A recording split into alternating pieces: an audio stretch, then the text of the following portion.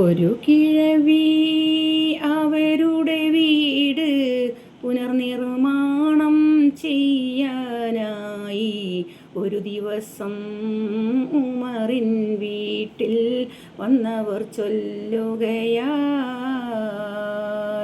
ഒരു കാര്യം ചൊല്ലു പെണ്ണേ, ഉമർ ഖലീഫ താമസമെവിടെ? ഒരു കാര്യം അവരോടോതാൻ താങ്കളെ വീടെവിടെ?